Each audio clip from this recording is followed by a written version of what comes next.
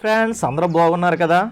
నేనైతే ఈరోజు ఆంధ్రప్రదేశ్కి సంబంధించినటువంటి కానిస్టేబుల్ నోటిఫికేషన్ వస్తుంది కదా, ఆ కానిస్టేబుల్కి నోటిఫికేషన్కి సంబంధించినటువంటి విద్యార్హత ఏమడుగుతారు, అదేవిధంగా దానికి సంబంధించినటువంటి సీరియల్ నెంబరు, దానికి సంబంధించినటువంటి పోస్ట్ కోడు, ప్రతి పోస్ట్ కోడ్లో ఏ పోస్టులు ఉన్నాయి, ఆ పోస్టులు ఎవరెవరికి కేటాయించబడ్డారు, ఏజ్ అనేది ఎంత ఉంటుంది. చాలామంది అనయ్య ఏజ్ ఎంత ఉంటుంది అని అడుగుతున్నారు కదా, ఏజ్ రిలాక్సేషన్ ఏమైనా ఇస్తుందా గవర్నమెంట్ అని చాలామంది అయితే నాకైతే కామెంట్ చేస్తున్నారు. ఏజ్ రిలాక్సేషన్ ఏమైనా ఇస్తుందా, దానికి సంబంధించిన ఒక వీడియో చెప్పి అనయ్య మేము ఇంకా ప్రిపేర్ అవుదాం అనుకుంటున్నాం, లాస్ట్ టైం మిస్ అయిపోయాం, 1 మార్కులో మిస్ అయ్యాం, 6 మార్కులో మిస్ అయ్యాం, 2 మార్క్స్లో మిస్ అయ్యాం, కంపల్సరీ దానికి సంబంధించినటువంటి ఇన్ఫర్మేషన్ అయితే ఇవి అనయ్య భారీగా అయితే నోటిఫికేషన్ వస్తుంది. కానీ మీరైతే ప్రిపరేషన్ స్టార్ట్ చేయండి. అనయ్య నోటిఫికేషన్ ఎప్పుడు అనేది నోటిఫికేషన్ వస్తుంది ఎప్పుడు అనే డేట్స్ కంటే ప్రిపరేషన్ అనేది ప్రారంభించడం చాలా ఉత్తమం అని నేనైతే చెప్తాను. ఇక సీరియల్ నెంబర్ వైజు నేను చెప్తాను చూడండి. సీరియల్ నెంబర్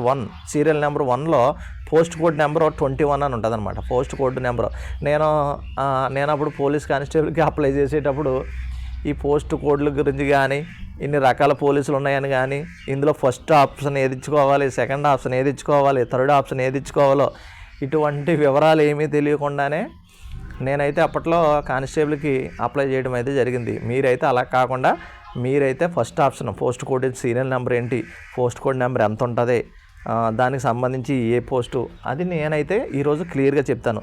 నేను ఏమీ తెలియకుండానే వెళ్ళి అటెండ్ చేశాను. మీరైతే మన వీడియోలు చూసిన తర్వాత మీకు అంత ఫుల్ క్లారిటీగా నేనైతే చెప్పబోతున్నాను. ఒకవేళ మీకు ఏదైనా డౌట్ ఉంటే నాకు కామెంట్ చేయొచ్చు. మన ఛానల్ గురించి కూడా మీరు చెప్పండి, ఎంత నీట్గా క్లీన్గా ఎక్స్ప్లెయిన్ చేస్తున్నానో మీకు అర్థమవుతుందా లేదా, ఒకవేళ కొంచెం ఫాస్ట్ అయిపోతుందా నా వాయిస్, నా స్లాగ్ అనేది కూడా మీరు చెప్పండి. ఇక సీరియల్ నెంబర్ ఫస్ట్లో పోస్ట్ కోడ్ నెంబర్ 21 అని ఉంటుంది అనమాట. Post code number 21. ఈ పోస్ట్ కోడ్ నెంబర్లు ఎప్పటికీ మారవు.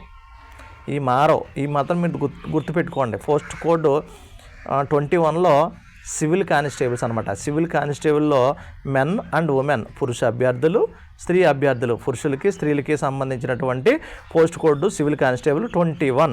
ఇక సీరియల్ నెంబర్ సెకండ్లో పోస్ట్ కోడ్ నెంబర్ 22. దానికి సంబంధించిన స్క్రీన్ షాట్ అయితే నేను పెడతాను, మీరు చూడండి. సీరియల్ నెంబర్ 2లో పోస్ట్ కోడ్ నెంబర్ 22లో ఏముంటుందంటే ఏఆర్ కానిస్టేబుల్, ఆర్మీ రిజర్వ్కి సంబంధించినటువంటి ఏఆర్ కానిస్టేబుల్ మెన్ ఉమెన్ ఇద్దరు కూడా ఉంటారన్నమాట. ఇందులో మెన్ కానిస్టేబుల్స్ ఉంటారు, ఉమెన్ కానిస్టేబుల్స్ ఉంటారు. ఇక post code number 23 serial number 3. Serial number 3లో 23 పోస్ట్ కోడ్ నెంబర్లో ఏపీఎస్పీకి సంబంధించి ఉంటుందన్నమాట. ఈ ఏపీఎస్పీలో మహిళా అభ్యర్థులు అయితే ఉండరు, ఉమెన్ ఫీసెస్ ఉండరు, ఓన్లీ మెన్ ఫీసెస్ మాత్రమే ఉంటారన్నమాట. ఇక సీరియల్ నెంబర్ 4లో పోస్ట్ కోడ్ నెంబర్ 24 అనేది వార్డర్స్కి సంబంధించి మెన్ అనమాట. వార్డర్స్కి సంబంధించి మెన్. అదేవిధంగా serial number 5 post code number 25లో వార్డర్స్కి సంబంధించిన వార్డర్కి సంబంధించి ఉమెన్ కానిస్టేబుల్ అనమాట, ఉమెన్స్ కానిస్టేబుల్. ఇంకా సీరియల్ నెంబర్ 6లో చాలా ఇంపార్టెంట్ అనమాట. ఈ విద్యార్హతలో చాలా జాగ్రత్తగా చూడాలి మీరు.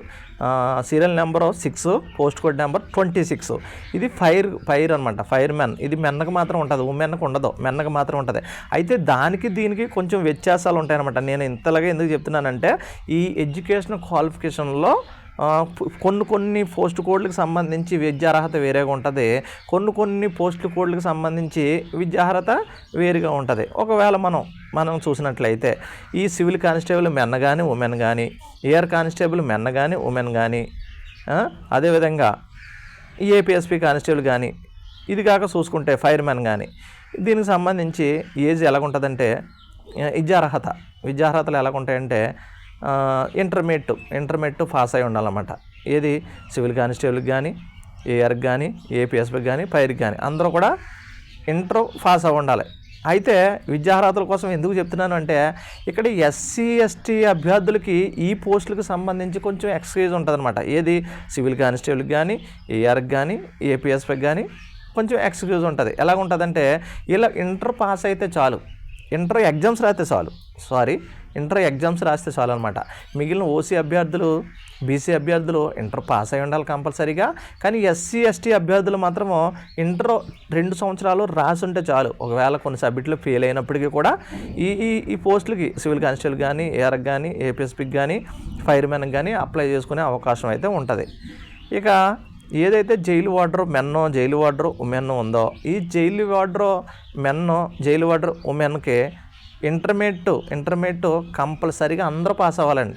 ఓసీ అభ్యర్థులు పాస్ అవ్వ ఉండాలి, బీసీ అభ్యర్థులు పాస్ అవ్వాలి, ఎస్సీ ఎస్టీ అభ్యర్థులు కూడా ఈ జైలు వార్డర్కి సంబంధించి ఇంటర్మీడియట్ కంపల్సరీగా పాస్ అవ్వ ఉండాలి. ఇక్కడ విద్యార్హతల్లో మీకు కొన్ని డౌట్స్ రావచ్చు. అనయా మరి ఇంటర్మీడియట్ చదివిన వాళ్ళకి అవకాశమా, మరి డిప్లొమా చేసిన వాళ్ళకి కానీ, ఐటీఐ చేసిన వాళ్ళకి అవకాశం లేదా అంటే దాని గురించి చెప్తున్నాను.